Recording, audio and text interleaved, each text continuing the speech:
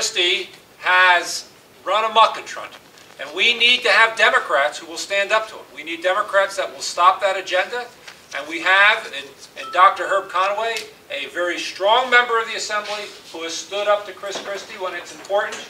And now we have an opportunity to elect Troy Singleton, who I've known from the days when he was a member of the Assembly staff. And he's a fantastic individual who's going to make a great Assemblyman.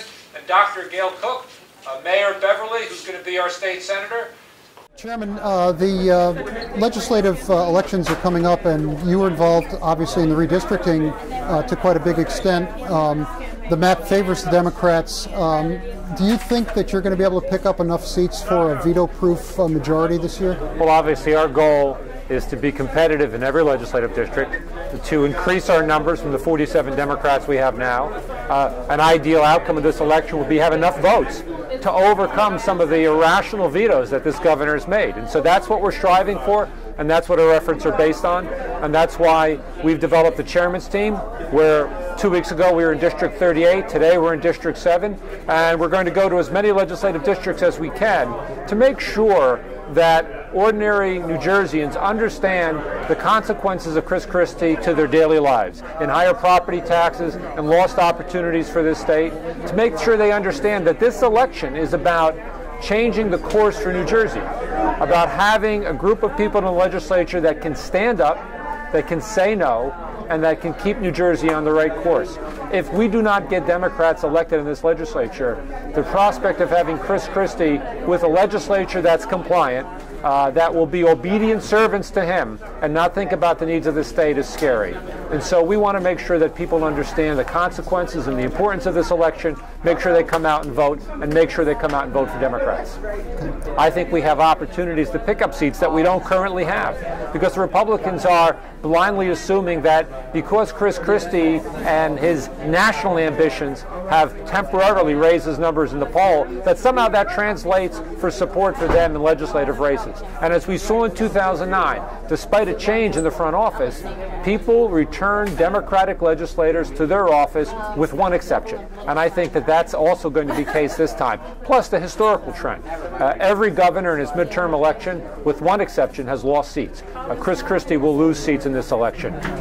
We see a lot of dissatisfaction and a lot of action being taken now with the Occupy Wall Street and the Occupy Trenton activities and really around the country. What's your take on these, and do you think that the legislators should be getting involved in some of these activities? Well, the Occupy Wall Street, Occupy Trenton, Occupy just about any state capital, the movement is national.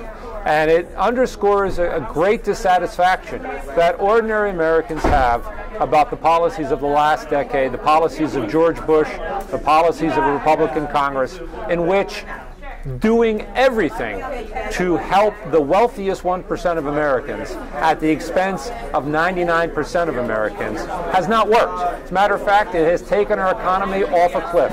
It has resulted in unprecedented unemployment and dislocation for millions of Americans. And what they're saying is, we've had enough. We understand that they have taken our economy in the wrong direction, and it's time that we change that direction. And I think that's going to translate also into legislative elections, where those same people who have been occupying Wall Street or occupying Trenton are also going to be talking to their neighbors about the importance of voting for Democrats in the legislative elections. Okay. This election is November 8th. On November 9th, I think the gubernatorial election will probably start. What are your thoughts on that? Well, I think that Chris Christie did not run for president because he recognized one thing. To be a successful presidential candidate, you have to be a successful governor. And when the results are in, when people see property taxes continuing to go up, when they see women denied access to health care, when they see public employees denigrated and public education attempting to be dismantled, they'll understand that this governor does not have a record that is worth talking about. It may sound good and it may look good when you're looking at New Jersey from Iowa, but when you're sitting in Beverly or when you're sitting in Atlantic City or Sayreville or Newark, you understand this governor is not running New Jersey for the benefit of New Jersey.